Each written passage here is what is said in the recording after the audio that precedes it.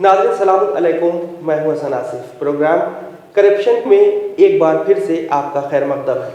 नाज़रीन, हम आपको बता दें, हमारा ये प्रोग्राम मुसलसल करप्शन यानी भ्रष्टाचार के सिलसिले से है। अंग्रेज़ी में अगर भ्रष्टाचार को देखें, अगर इसका हम संधि विच्छेद करेंगे, ये खासकर बच्चों के लिए, तो भ्रष्ट प्लस आचार। भ्रष्ट यानी गंदा, आचार यानी आचरण, यानी गंदा आचरण। कोई भी इंसान अगर किसी के लिए कुछ भी गलत करने की कोशिश करता है, वो करप्शन में आता है। तो नाज़रीन, हम इस प्रोग्राम की शुरुआत करते हैं अपने खुसूसी मेहमान आली जनाब मौलाना सैयद इस्तफा रज़ा साहब क़िबला के साथ, जो हमें मुसलसल करप्शन के सिलसिले से बता रहे हैं। मौलाना साहब, आपका एक बार फिर से इस्तक़बाल है कि आप हमारे साथ स्टूडियो में मौजूद हैं, और ये हमारी खुशनसीबी है कि हम आपके ज़रिए कुछ बातों को सीख भी रहे हैं और टीवी स्क्रीन पर मौजूद हमारे नाज़रीन खासकर इस प्रोग्राम को देख रहे हैं। मैं भी आपका शुक्रगुज़ार कि आपने मुझे मौका फराहम किया। मौलाना साहब, देखिए, सबसे अहम मुद्दा है और हम इसको बहुत कम लफ्ज़ों में, बहुत ज़रा सी बात में नहीं समेट सकते, क्योंकि करप्शन आज दुनिया के हर इंसान के अंदर मौजूद है। कोई अगर ये बोले कि मेरे अंदर करप्शन नहीं है या मैं गलत इंसान नहीं हूँ, तो शायद ही सही हो, लेकिन ज़्यादातर लोग पूरी तरीके से करप्शन की ज़द में। मौलाना साहब, सबसे पहला हमारा जो आपसे यही सवाल है कि जो करप्शन है वो हर इंसान की, जो कहा जाए, जिस्म के अंदर मौजूद हो चुका है, खोखला कर चुका है। ऐसे में गरीब बेचारा क्या करे? बिस्मिल्लाहिर्रहमानिर्रहीम। देखिए, एक मसला है कि आपने जो कहा कि करप्शन जो है वो समाज में बहुत तेज़ी से फैल चुका है, और कोई ऐसा इंसान नहीं है कि जो करप्शन का मरीज़ ना हो। तो अब कुछ वो अफराद हैं कि जो मरीज़ नहीं हैं, और कुछ वो अफराद हैं कि जो मरीज़ हैं। तो जो मरीज़ नहीं हैं उनकी ज़िम्मेदारी ये है कि वो इलाज करें उन लोगों का कि जो मरीज़ हैं, और जो मरीज़ हैं उनके लिए भी ज़रूरी है कि वो अपनी ज़ात के हमदर्द बने, क्योंकि जब तक कि एक मरीज़ अपने मरज़ को ना ख़त्म करना चाहे, उस वक्त तक डॉक्टर जो है उसकी कोई मदद नहीं कर सकता। तो जो लोग करप्शन का शिकार हैं और चाहते ये है कि करप्शन ख़त्म हो जाए सोसाइटी से, माशरे से, लाजिम है कि वो इस करप्शन को ख़त्म करने में उन लोगों की मदद करें कि जो करप्शन को ख़त्म करना चाहते हैं, कि हाँ, मैं भी इस मरज़ में गिरफ़्तार हूँ, आप मेरी इस सिलसिले में मदद कीजिए, कुछ तजावीज़ जो है पेश कीजिए। इसमें देखिए, एक मसला है, सबसे बड़ी चीज़ है कि आज आप ये देखिए कि जब से एक 20 साल और 25 साल के अरसे में जो टेक्नोलॉजी की दुनिया में इनकलाब आया है, इस इनकलाब ने बहुत सी बुराइयों को जन्म दिया। बिल्कुल सही कहा आपने। यानी आप सोचिए कि आज से 20 साल पहले जब कोई घर से निकलता था तो उसकी ख़बर जो है एक हफ़्ते बाद आती थी ख़त के ज़रिए से, लेकिन आज सूरत हाल इतनी तब्दील हो चुकी है कि इधर आप घर से कदम निकालें और घर वालों को ख़बर हो जाती है कि अभी आप कहाँ के ऊपर पहुँचे हैं, गाड़ी पे सवार हुए या नहीं सवार हुए, गाड़ी चल रही है, कहाँ पे है। तो उससे कि समाज के अंदर जो है, जो सब्र और ज़ब्त पहले पाया जाता था, वो ख़त्म हो चुका है। बेशक इस्तराब नज़र आ रहा है, और ये इस्तराब जो है हमारे ज़िंदगी के हर शोबे के अंदर बेचैनी, जल्दी एक काम को अंजाम देना। आज से 25 साल पहले तक, जब तक कि टेक्नोलॉजी और ये मशीन जो है हमारी ज़िंदगी के अंदर दाखिल नहीं थी, उस वक्त जो है इंसान को मरकज़ियत हासिल थी, लेकिन आज मशीन को मरकज़ियत हासिल हो चुकी है, इंसान पीछे चला गया है। तो अब जो करप्शन में एक अहम चीज़ जो मैं समझ रहा हूँ कि वो हमारी मुआशरा जिसका शिकार हो रहा है, उसकी वजह क्या है कि बहुत सी जगहों के ऊपर इंसान जो है वो गलत राह के ऊपर नहीं जाना चाहता है, लेकिन उसकी जल्दबाजी जो है उससे ये काम करा देती है। बिल्कुल सही कहा आपने। भाई, कानूनी तौर के ऊपर ये काम जो है 10 दिन में होगा, लेकिन अगर आप जो है एक ख़ास रकम दे दें तो ये काम जो है कल भी हो सकता है। तो वहाँ के ऊपर थोड़ा सा अगर सब्र कर लिया जाए और 10 ही दिन में वो काम हो, वो ज़्यादा बेहतर है। یا جو ہے یہ 2 دن کے اندر جو ہے کام انجام پا رہا ہے ہو جائے تو یہ زیادہ بہتر ہے. اصل مسئلہ یہ ہے کہ انسان صبر و ضبط کو ختم ہوتا جا رہا ہے اس کے اندر سے, اور انسان جو ہے وہ چاہتا ہی ہے کہ جلد از جلد جو ہے یہ چیز جو ہے انجام پا جائے. تو بہت سی جگہوں کے اوپر ایسا مسئلہ ہے کہ انسان جو ہے وہ غلط راہ پہ نہیں جانا چاہتا ہے, لیکن جلد بازی اس کو غلط راہ کے اوپر لے جاتی ہے. ایک لائسنس فرض کیجئے کہ جو 3 دن بعد ہم کو ملے گا, لیکن جب ہم پیسہ خرچ کرتے ہیں تو وہ 1 گھنٹے میں ہم کو مل جاتا ہے گاڑی چلانے کا. یہ کیا ہے؟ تو کیا کام ہم کو کرنا چاہیے؟ سب سے اہم کام یہ ہے کہ سوسائٹی کو ہمیں اس جانب بلانا ہوگا کہ سوسائٹی جو ہے اس کے اندر جو اسٹریس پایا جا رہا ہے, جو اضطراب پایا جا رہا ہے, اس اضطراب کو ختم کرنے کی کوشش کی جائے. بالکل آپ نے صحیح کہا, حقیقت ہے مولانا صاحب. اور اس کو صبر اور ضبط کی دعوت دی جائے کہ اپنے اندر صبر و ضبط پیدا کرو. جو چیز قانونی اعتبار سے اپنے مرحلے کو طے کر رہی ہے اس کو اسی انداز میں انجام دینے دو. یہ بیک ڈور سے آنے جو ہے بند کرو. بالکل صحیح آپ نے کہا. اب یہیں پہ ایک دوسری بات یہ اٹھتی ہے کہ آج جس طریقے سے دیکھا جائے ذات پات اونچ نیچ کے نام پر بھی کرپشن بہت زیادہ ہے. مثلا آفیسز میں لوگ کام کرتے ہیں اور فائدہ انہی کو پہنچتا ہے جو ذات پات میں زیادہ وشواس, زیادہ بھروسہ رکھتے ہیں, زیادہ سپورٹ کرتے ہیں. غور کرنے والی بات ہے, ہر سیکٹر میں یہی چل رہا ہے. تو ایسے میں آپ کی کیا رائے ہے؟ اور یہ چیز جو ہے اگر مذہب کو تھوڑی سی دیر کے لیے ہم الگ کر دیں, صرف انسانیتی کو لے لیں, تو انسانیت کی نگاہ سے اگر دیکھا جائے تب بھی جو ہے ذات پات جو ہے وہ کوئی اچھی چیز نہیں شمار کی گئی ہے. پر اسلام نے خصوصی طور کے اوپر جو ہے سخت مذمت کری ہے اس کی, اور اس کو جو ہے اچھا نہیں ہے. اگر مد نظر یہ رہے کہ اہلیت ہے اس شخص کے اندر, صلاحیت ہے اس کے اندر, اگر اہلیت ہے اور صلاحیت ہے تب تو اس کو جو ہے اس عہدے پر اور اس کرسی کے اوپر بیٹھانا چاہیے, تب جو ہے اس کو خاص طور کے اوپر رعایت دینا چاہیے. لیکن اگر اہلیت اور صلاحیت نہیں ہے, صرف ذات و پات کی بنیاد کے اوپر جو ہے اگر کسی کو اہمیت دی جا رہی ہے تو یہ سراسر ظلم ہے. اور معاشرے کی جو کا سدھار کرنا چاہتے ہیں, معاشرے کی جو اصلاح کرنا چاہتے ہیں, سوسائٹی کو جو سدھارنا چاہتے ہیں, سب سے بڑی ذمہ داری ان لوگوں کی ہے کہ وہ خود جو ہے فکری اعتبار سے اپنے کو ان ساری چیزوں سے آزاد کریں, اور پھر اس کے اوپر جو ہے آفسوں کے اندر, کالجوں کے اندر, جہاں جہاں ان کا اثر ہے وہاں کے اوپر جو ہے اس چیز کو قائم کرنے کی کوشش کریں. بالکل آپ نے صحیح کہا. اس کے لیے تو ہمیں اپنی عقل کا استعمال کرنا ہوگا کہ کون ہمارے لیے فائدہ پہنچا رہا ہے اور کون نقصان پہنچا رہا ہے. مثلا ہم چاہیں گے اسی موضوع سے متعلق کسی امام کے بارے میں کوئی واقعہ بیان کر دیں خاص کر, جس سے لوگوں کو درس ملے. دیکھیے, ایک یعنی خود جناب امیر علیہ الصلوۃ والسلام کو حکومت ظاہری طور کے اوپر ملی, اور اس کے بعد جو ہے امام حسن علیہ السلام جو ہے 6 مہینے تک ان کے پاس حکومت رہی. تو حکومتی پیمانے کے اوپر حضرت علی کے یہاں جو ہے یہ چیزیں زیادہ نمایاں ہیں, اور دیگر ائمہ کیا ہے, لیکن سوسائٹی سے کرپشن کو ختم کرنے میں جو کردار جناب امیر کا نمایاں نظر آتا ہے, کیوں؟ کیونکہ ان کے پاس حکومت آئی تھی. حکومت کے ذریعے سے کرپشن کو ختم کیا جا سکتا ہے گا, اور اتنا زیادہ حضرت نے اس سلسلے میں کوشش کی ہے کہ یہ مقولہ مشہور ہے کہ قتل علی بشدت عدلہ, علی کو قتل ہی اس لیے کیا گیا کیونکہ علی جو تھے عدالت میں سخت ترین تھے, چاہتے تھے کہ دنیا میں عدل و انصاف رائج ہو جائے. اس بنا کے اوپر لوگ ان کے دشمن ہو گئے اور ان کو قتل کر دیا گیا. ایک جگہ نہج البلاغہ میں ایک خط ہے جو حضرت نے ایک گورنر کو لکھا ہے, جس کے متعلق حضرت کو پتہ یہ چلا کہ اس نے سرکاری خزانے میں سے کچھ پیسہ جو ہے وہ اپنے ذاتی استعمال میں لایا ہے.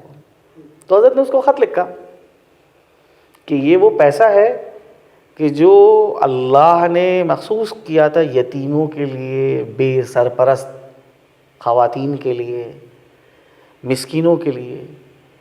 مجھے خبر ملی ہے کہ تو نے اس پیسے کو اپنے تو مصرف میں لایا ہے, جلد از جلد جو ہے اس پیسے کو واپس کر.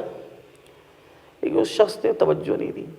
پھر دوبارہ جو ہے حضرت نے اس کو خط لکھا, اور خط لکھا ہے بڑا ہی سخت خط ہے. کہ خدا کی قسم تم اس مال کی طاق میں بالکل ایسے ہی بیٹھے تھے جیسے کہ چالاک بھیڑیا زخمی بکری کی طاق میں لگا رہتا ہے کہ کب موقع ہاتھ آئے اور کب جو ہے اس بکری کو دبوچے۔ تم یہ یاد رکھو کہ جو حرکت تم سے سرزد ہوئی ہے، اگر یہ حرکت حسن حسین سے سرزد ہوتی تو میری تلوار حق کو ان سے بھی واپس لے لیتی۔ میری تلوار کی خصوصیت یہ ہے کہ جس پہ پڑی ہے وہ سیدھا جہنم میں گیا ہے۔ انتہائی سخت انداز میں جو ہے اس شخص کو خط لکھا۔ ایسے نہج البلاغہ میں کئی خط ہیں۔ ایک تو یہاں کے اوپر مالی اعتبار سے، دوسری جگہ کے اوپر مالی اعتبار سے کسی نے کوئی رشوت نہیں لی ہے، سرکاری خزانے میں کوئی ہیر پھیر نہیں کیا ہے۔ ایک جگہ کے اوپر جو ہے دعوت میں گئے اور اس کی خبر حضرت کو مل جاتی ہے۔ تو لکھا ہے کہ مجھے خبر ملی ہے کہ تم ایک رئیس اور امیر آدمی نے تم کو بلایا تھا کہ جہاں سے غریبوں کو بھگا دیا جاتا ہے وہاں کے اوپر تم دعوت میں گئے۔ جس دسترخوان کے اوپر ایک ڈش نہیں ہوتی ہے، نہ معلوم کتنی ڈشیں موجود ہوتی ہیں، کتنے کھانے ہوتے ہیں۔ جہاں غریب تو نہیں آتے ہیں، امیر لوگ وہاں کے اوپر آتے ہیں۔ تمہارا جانا وہاں مناسب تھا، کیوں گئے تم وہاں کے اوپر؟ تو اس سے اس خط سے یہ ظاہر ہوتا ہے کہ ایک سرکاری انسان ایسی دعوتوں میں بھی جانے سے پرہیز کرے کہ جس دعوتوں کے بعد لوگ جو ہیں اس سے غلط امیدیں وابستہ کر لیں کہ بھائی آپ کی دعوت کر رہا ہوں، اس کے نتیجے میں جو ہے گورنمنٹ کی جانب سے جو ٹھیکہ ملنے والا ہے وہ مجھے مل جائے، یا جو ہے گورنمنٹ کی جانب سے جو فلاں کام ہونے والا ہے وہ پروجیکٹ جو ہے میرے پاس آ جائے، میں آپ کی دعوت کر دوں گا۔ تو حضرت علی علیہ الصلوۃ والسلام اور اسلام کے نزدیک جو ہے اس قسم کی دعوتوں کو قبول کرنا اور ان میں شرکت کرنا بھی غلط ہے۔ یہ کرپشن کی ایک معمولی سی وہ کو ختم کرنے کی کوشش ہے۔ بے شک مولوی صاحب، اب کرپشن کی وجہ سے ہی جس طریقے سے دیکھا جائے کہ بہت سے لوگ ایسے ہیں جن کے حقوق پامال ہو جاتے ہیں، ان کو ان کا حق نہیں مل پاتا، تو وہ بیچارے اس حال میں تو بالکل پوری طرح سے برباد ہی ہو جاتے ہیں۔ تو اس میں کون کون لوگ ذمہ دار ہیں؟ بہرحال جن جن لوگوں نے ان کا حق پامال کیا ہے وہ ذمہ دار تو ہیں، اور ایک کوتاہی ان لوگوں کی بھی خود کی بھی ہے کہ کیوں ان لوگوں نے جو ہے خاموشی اختیار کر رکھی ہے کہ جس کی بنیاد کے اوپر یہ غلط لوگ جو ہیں سوسائٹی کے اندر پنپ رہے ہیں۔ بھائی فرعون سے زیادہ خطا کار جو ہے وہ معاشرہ ہے کہ جس سوسائٹی نے فرعون کو فرعون بنا دیا۔ ویسے ہی جو ہے وہ افراد کے جن کے حق کو پامال کیا جا رہا ہے، جن کے حق کو چھینا جا رہا ہے، وہ کیوں نہیں آواز اٹھاتے ہیں؟ اگر وہ آواز اٹھائیں، روکیں اور ٹوکیں، تو یہ لوگ کہ جو غلط راہ کے اوپر گامزن ہیں اور کرپشن کر رہے ہیں، وہ بہرحال ان کے حوصلے پست ہوں گے، ہمتیں پست ہوں گی، پھر وہ اتنے بڑے بڑے اقدامات نہیں انجام دیں گے۔ بہت سے کام ایسے ہیں کہ انسان سوسائٹی کے ڈر سے نہیں انجام دیتا ہے، بے شک، اور بہت سے کام ہیں کہ جہاں پہ سوسائٹی کا ڈر نہیں ہوتا ہے وہ علنی طور کے اوپر انجام دیتا ہے۔ تو اگر ہماری سوسائٹی بیدار ہے، زندہ ہے، اور وہ سوسائٹی جو ہے وہ کرپشن کے خلاف جو ہے اقدامات کر رہی ہے، فرض کیجیے کہ ایک تنظیم، ایک انجمن ایسی وجود میں آ جائے کہ جو کرپشن کے خلاف مکمل طور کے اوپر جو ہے وہ ریلیاں کرے، کرپشن کے خلاف جو ہے آواز اٹھائے، جو لوگ کرپٹ ہیں ان کو عدالتوں میں کھینچے، ان پہ مقدمے چلوائے، تو کیا معاشرے کے اندر کرپشن نہیں ختم ہو سکتا ہے؟ وہ لوگ کہ جو معاشرے کو برباد کر رہے ہیں، سوسائٹی کو ختم کرنا چاہتے ہیں، وہ بہرحال خوف محسوس کریں گے۔ لیکن جب پوری سوسائٹی خاموش ہے، جو ہو رہا ہے ہونے دو، ہم سے کیا مطلب، ہم تو یہ کام نہیں انجام دے رہے، یہ فکر جو ہے، یہ طرز فکر جو ہے سوسائٹی کو ختم کر دیتی ہے۔ بہت خوب مولوی صاحب، ہم چاہیں گے کہ معصومین علیہ السلام میں سے کسی ایک کا واقعہ ہمیں بتا دیں، خاص کر ناظرین کو ہمارے۔ جی، مثال کے طور کے اوپر یہاں پہ مجھے جو چیزیں نظر آتی ہیں سیرت معصومین کے اندر، کہ خود رسول اللہ کی سیرت کے اندر بھی یہ چیز نظر آتی ہے اور جناب امیر کی بھی سیرت کے اندر یہ چیز نظر آتی ہے۔ معمولاً آپ یہ دیکھیے کہ آج سوسائٹی میں ہوتا یہ ہے کہ اگر کوئی کسی منصب کے اوپر فائز ہو جاتا ہے، کسی عہدے پہ فائز ہو جاتا ہے، تو پھر اس کے رشتہ دار جو ہیں اس سے اچھی امیدیں مان لیتے ہیں کہ یہ اتنی اونچے عہدے کے اوپر ہو گئے تو اب ہم لوگوں کے لیے آسانیاں فراہم ہو جائیں گی۔ بالکل صحیح کہا۔ تو بہرحال ایسا شخص اگر رشتہ داروں کا پاس و لحاظ کرے گا اور رشتہ داروں میں جو ہے منصب تقسیم کرے گا، عہدے دے گا، تو وہ سوسائٹی کے ساتھ سراسر ظلم کر رہا ہے، اپنے عہدے کے ساتھ ناانصافی کر رہا ہے گا۔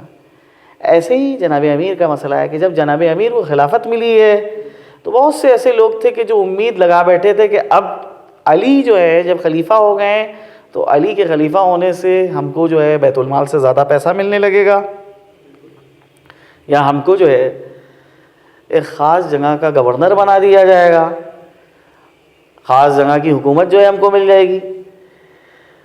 جناب امیر کی مخالفت میں سبب یہی ہوا کہ وہ جو امیدیں لگائے بیٹھے تھے حضرت نے کسی کی امید کو پورا نہیں کیا۔ بھئی کیوں آپ امید لگائے میں علی سے؟ علی جہاں مناسب سمجھیں گے وہاں کے اوپر جو ہے اس کام کو انجام دیں گے۔ خود جناب امیر کے بھائی عقیل کہ جو جناب امیر کی دعوت کرتے ہیں اور اس کے بعد پھر کہتے ہیں بھائی میں بہت زیادہ میرے تکلیف میں ہوں اور پریشانی میں ہوں، میں یہ چاہتا ہوں کہ جو حصہ سرکاری خزانے سے مجھے ملتا ہے اس میں آپ کچھ اضافہ کر دیجیے۔